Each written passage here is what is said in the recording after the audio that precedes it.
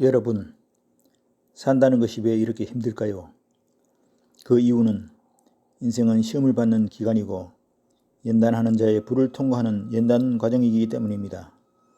자신이 원하는 대학을 들어가기 위해 그 기간 동안 얼마나 많은 것을 포기하고 얼마나 치열한 노력을 기울입니까? 그것처럼 순수한 순금을 만들기 위해 쇳덩이가 풀무불의 용광로를 통과하는 정연의 과정을 거쳐야 하듯이 인간도 진정한 사람이 되기 위해 인생이란 용광로 속에서 연단하는 자의 불을 통과하면서 순수한 사람이 되어야 합니다. 그래서 전능하신 하나님께서 인간이 진정한 사람이 되어 자신과 함께 살 수 있기에 합당하도록 배우고 발전하도록 시험의 기간을 만드셨습니다. 하나님은 우리가 삶의 시련과 고난을 통해서 발전하고 성결해져서 그분이 살고 있는 인간이 상상할 수 없는 인간의 이해력을 넘어서는 아름답고 행복한 곳에서 그분과 함께 살기를 원하시기 때문에 세상을 그렇게 설계하셨습니다. 그곳은 불결한 자는 들어갈 수 없기 때문입니다. 이 생에서의 가장 큰 삶의 덕목은 순종과 겸손과 사랑과 자애심입니다. 이 덕목을 갖추게 되면 천하무적이 됩니다. 힘이 세어서 천하무적이 되는 것은 하수입니다. 진정한 천하무적은 적을 만들지 않는 거고 겸손하고 사랑과 자애심으로 무장하면 대적과 사탄도 무릎을 꿇습니다. 그러므로 진정한 승자가 됩니다. 힘은 10명을 제압할 수 있지만 사람의 지혜와 힘 있는 말은 천냥빛도 같고 세상을 컨트롤할 수 있습니다. 성경에는 주라 그리하면 줄 것이요 누르고 흔들고 넘치게 하여 안겨주리라라고 기록되어 있습니다. 받는 자보다 주는 자가 더 큰 자입니다. 미국이라는 나라가 300년도 안 되었는데 세계를 리드하는 나라가 된 이유를 아십니까?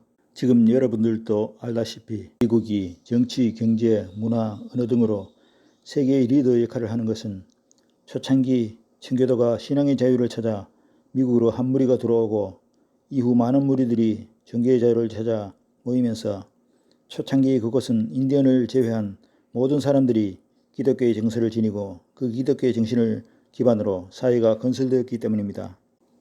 미국이란 나라는 콜럼부스가 미 대륙을 발견한 이후 세계 각 나라 사람들이 모여들었습니다. 그 사람들은 풍습과 문화와 생각과 가치관이 다 달랐습니다.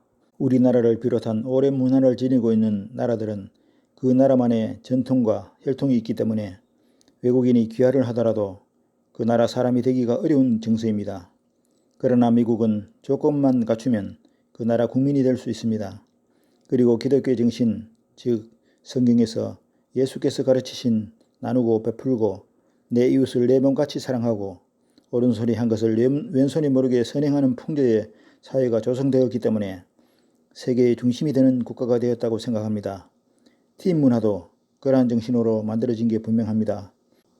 지금은 간섭으로 굳어졌지만 여러분들 중에도 깨달은 분도 있으리라 생각합니다만 미국은 하늘의 축복과 보호를 받고 있는 나라임이 분명합니다. 미국과 교류를 가진 나라는 다 잘 살고 미국과 적을 둔 나라는 다 어렵습니다. 미국 이전에는 영국이 세계 중심 역할을 했고 그 이전에는 로마가 그 이전에는 이스라엘의 다윗과 솔로몬이 통치하던 시기가 세계의 중심 역할을 하던 시기였습니다. 조금만 깊이 살펴보면 그 나라들이 그러한 힘을 발휘할 수 있었던 시기가 하나님을 믿고 충실히 따를 때였다는 것을 알 수 있습니다. 그리고 더 깊은 비밀은 하나님께서 미국이란 나라를 이 말일에 예수님의 재림과 그분의 복음의 회복을 위해 세상에 물들지 않도록 감추어 두셨다는 것입니다. 구약 성경 창세기를 읽다 보면 땅이 어느 시기 나누어졌다는 것을 읽을 수 있습니다. 이 분리된 땅은 주님 재림 때 다시 한 곳으로 모일 것입니다. 그런데 하늘에 살아계신 하나님이 왜 이 생에서 사탄과 불법을 제거하지 않고 허용하실까요? 그것은 농사를 지으면 마지막 추수 때는 곡식이 상할까봐 잡초를 제거하지 않습니다. 그러니까 곧 추수가 끝나고 밭을 태우고 깨끗하게 정리할 때가 곧 도래할 것임을 깨달을 수 있습니다. 또 다른 이유는 사람이 쓴맛을 알아야 단맛을 알 수 있기 때문입니다. 사례를 하나 들어보자면 늘 왕궁에 살고 있는 왕자는 행복을 느낄까요? 반대로 늘 거지 생활을 하는 거지는 행복을 느낄까요? 아마 두 사람 다 행복을 느끼지 못할 것입니다. 어느 소설처럼 어느 날 그 위치가 바뀌어 거지가 왕자가 되면 그 거지의 기쁨은 얼마나 클까요? 맨날 거지 같은 음식을 먹던 거지가 왕자가 먹던 하얀 쌀밥과 산의 진미를 먹는다면 얼마나 행복해할지 생각해 보시기 바랍니다. 반대로 왕자였던 거지는 얼마나 불행을 느낄까요? 왕자가 먹던 하얀 쌀밥과 산의 진미가 아닌 거지가 먹던 거지 같은 음식을 먹어야 되는 그 왕자는 얼마나 슬플까요? 하지만 그 시련 후에 다시 왕자의 자리에 복귀한다면 얼마나 훌륭한 왕이 될 수 있을까요? 그리고 또 다른 비유를 하나 더 들자면 자녀가 힘들어한다고 공부와 숙제를 대신해서 편하게 해준다면 그 자녀는 어떻게 될까요? 그러한 부모는 가장 나쁜 부모가 될 것입니다. 우리의 하늘 부모는 가장 현명하시고 지혜로우신 분입니다. 그러므로 예수님이 재림하셔서 이 세상을 깨끗이 청소하실 때까지 이 지상에서 악은 사라지지 않을 것입니다. 그 악이 우리의 발전에 필요한 존재이기 때문입니다. 세상이 더욱 악해지는 이유는 우리가 이 세상의 주인공이요 하나님이신 예수님을 버리고 악을 선택했기 때문입니다. 우리의 선택 결과를 하나님의 탓으로 돌리는 건 배은망덕한 행위입니다. 그분의 계명을 지키지 않고 성경에 예언된 말씀처럼 사람들이 자기를 사랑하며 돈을 사랑하며 자랑하며 교만하며 비방하며 부모를 거역하며 무정하며 원통함을 풀지 아니하며 사나우며 쾌락을 사랑하기를 하나님 사랑하는 것보다 더하기 때문입니다. 제가 어린 시절에는 우리 부모님은 가난했지만 과일이 생기자 이웃에게 가장 좋은 것을 주고 나머지는 우리가 먹었던 기억이 납니다. 그때는 사람들이 정말 착했고 순수했었던 것 같습니다. 그때는 가난한 흥부를 좋게 생각하고 중배의 다이아몬드보다 가난한 수위를 사랑하던 때였습니다. 그때와 비교해서 지금 세상이 얼마나 혼탁하고 타락했는지 둘러보시기 바랍니다.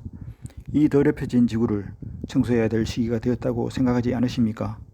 이스라엘이 하나님의 아들인 예수 그리스도를 십자가에 못 박은 후 나라를 잃고 전 세계에 흩어졌지만 지금 구약 성경의 예언대로 다시 모인 지 얼마 되지 않았듯이 우리 각 개인도 그분의 가르침을 외면하고 왜곡한다면 그런 일이 생길 수도 있고 미국이란 나라도 예외가 아닙니다.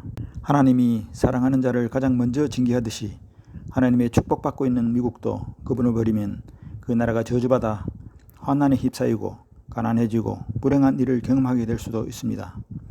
우리의 삶은 죽음에서 부활하여 영원히 산다고 하는 영혼의 관점으로 볼 때 아주 짧은 시간입니다. 그러므로 삶의 연단 과정을 불평 없이 주어진 대로 감사하면서 나누고 베풀면서 연단자의 시험의 과정을 통과한다면 우리는 불사불멸과 영생을 얻고 인간의 상상력을 넘어서는 영원히 행복한 곳으로 인도될 것입니다. 우리 모두 그 연단의 과정을 두려워하지 말고 담대하게 용감하게 기쁘게 맞서서 즐기는 자가 되기를 소망합니다. 율법에 잘 순종하면 정금이 되고 불순종하면 불순물과 찌꺼기가 됩니다. 예수께서는 소금이 제맛을 잃으면 밖에 버리워져 사람들의 발에 밟힐 것이라 하셨습니다. 우리가 이 생의 시련을 잘 견디면 거기에 따르는 보상과 축복은 우리의 이해력을 뛰어넘는다고 했습니다. 반대로 잘 견디지 못하고 포기하고 육신의 정욕대로 산다면 경전의 말씀처럼 춥고 어두운 곳으로 쫓겨나 이를 가며 통곡하게 될 것입니다. 예수께서도 십자가에 달리시기 전에 겟세마네 동산에서 온몸의 구멍에서 피를 흘리며 3번이나 간절하게 그분의 아버지께 기도드렸지만 아버지는 침묵하셨습니다.